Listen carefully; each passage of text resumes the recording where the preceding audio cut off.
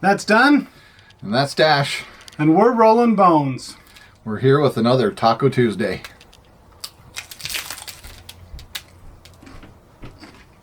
Things that you may or may not be interested in. So here's my full dice set. It's, I think, 12 dice in total. You can really get involved with buying dice. I've got a player. She's great. She made this bag. Her name's Lindsay. So if you're watching, Lindsay, thank you. She made this bag, and further, she got into casting dice of her own with resin. So here you can see them.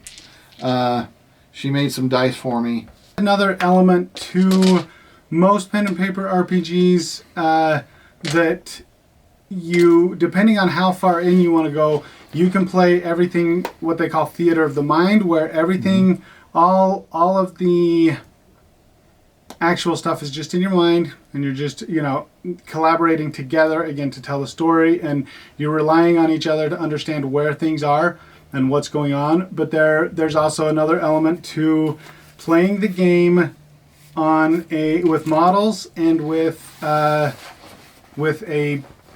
Like a game map. But you can convert almost any game like that to not needing the grid, and convert it to use. There is some conversions, and some things don't quite, in my experience, don't quite work out as simply in this way when you're using it like with measuring tape and with things like that. But it does make it easier to play with other surfaces. And so if you're someone like me who plays a lot of war games, I have a lot of terrain, but it doesn't lend itself to the grid, and I don't like to make everything with a grid on it anyway. Yes. So You could measure. If you convert that to measuring and stuff, you can use both of them together. And a game like D&D, by the way, translates well into measuring with the tape. You just use you've got a move characteristic which tells you how far you can move during a single turn, and you could just translate that move characteristic straight into inches. And so you've got any war gamer who's going to have these tools. You could translate that straight over, and off you go. You can now use this 3D terrain, and you're not running into any issues as far as movement goes. Using the models and things like that, especially for combat, it helps translate people's minds into understanding what's going on, because sometimes there's miscommunications when you're doing theater of the mind as to what people can do and where they're at. Yeah, so a tactical map really eliminates that problem. Plus, it gives you something a little more than just your imagination to look at, which the imagination's powerful, and I love it. However, translating that imagination into something more tangible is a lot of fun for me. So I really enjoy a tactical map. I enjoy miniatures on a board, and it doesn't matter if it's a war game or D&D.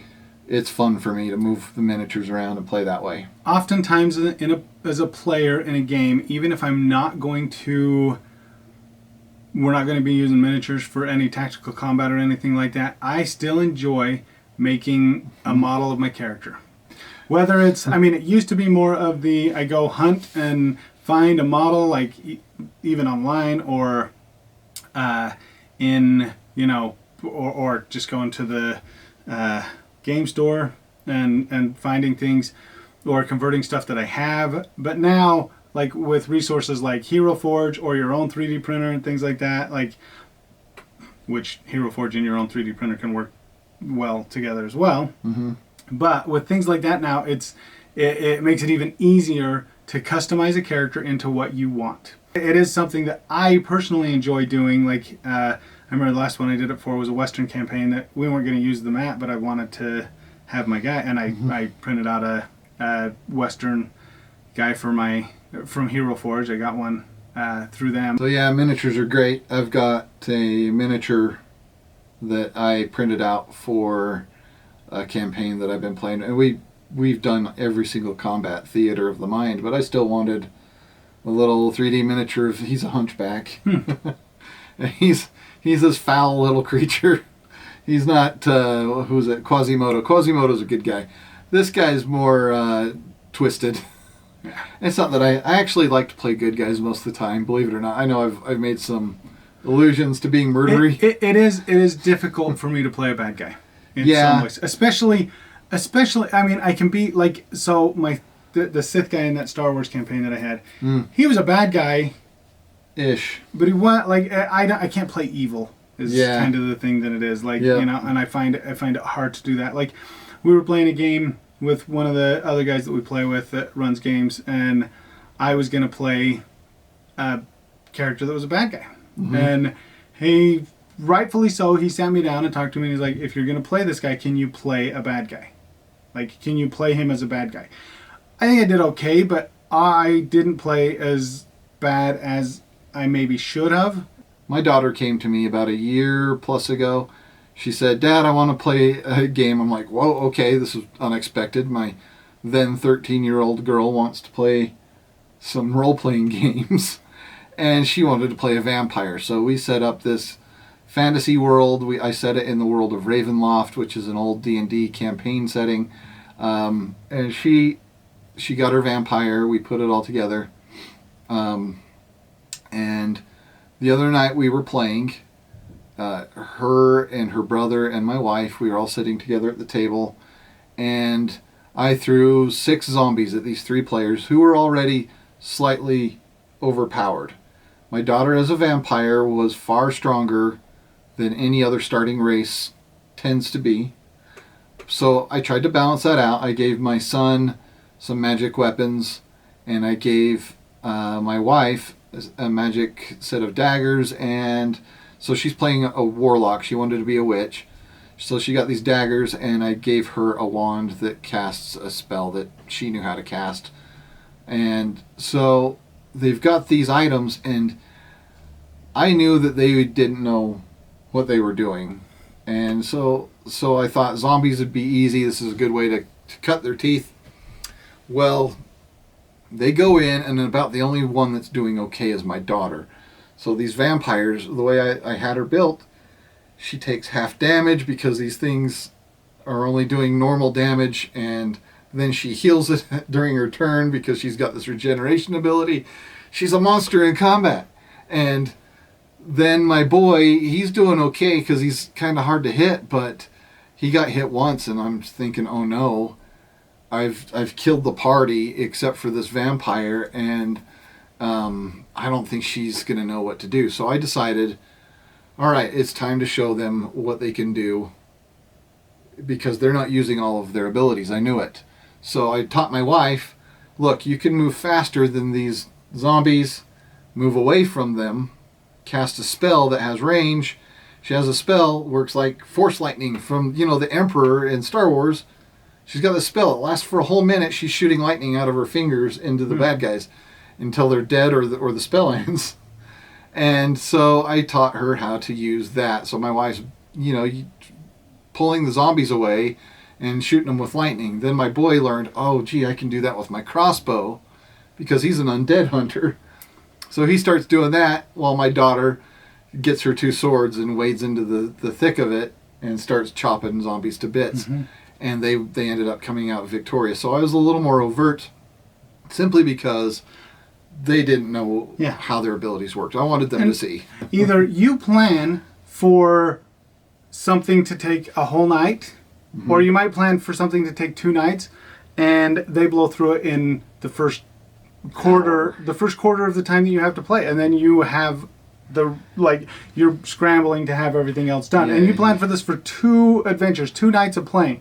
Or you plan something and think, oh, okay, they'll get through this pretty easy this time, and then it takes 4 adventures, 4 times of playing just to get through that stuff. Some of that can come from social playing, talking, or players having things that they want to do, which isn't bad.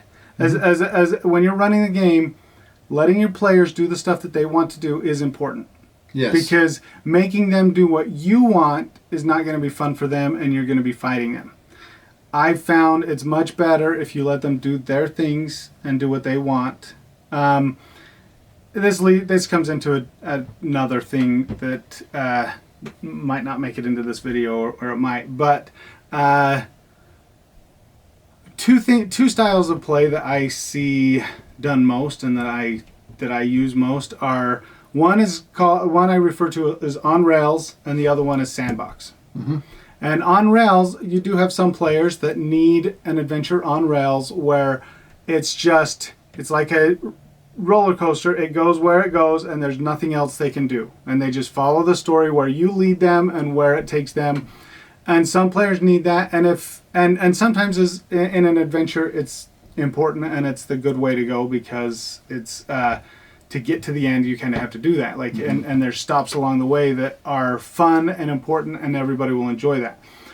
On the other hand, sandbox is where the players kind of can interact with everything and anything they want. There are video games. You see the difference in this in video games too. Like you have the old Ultima Online that was a little more sandbox, and then most commercial role-playing games are more on rails, where you're like, especially if it's just a game you're playing through, not like the online ones are a little more sandboxy, but they even have a little bit of rail system in them. Yeah. And that's the two things you look into, and having that stuff for players to be able to go and do what they want to do, knowing your players, giving them a chance to do that is good. Makes it more enjoyable. Absolutely. I've got a group that I GM for, not D&D, and they love the sandbox. If you put them on rails, they rebel immediately. But I've got new players. It helps to start them out on rails a little bit, because you really want them to experience the game and learn what they want to do with it right away. So it helps if you throw some things at them that help them see what the game's about. And with experience, you can take a sandbox game and players doing weird, odd things that you don't expect. And one, I enjoy that. I think that's kind of fun for me running the game. But also to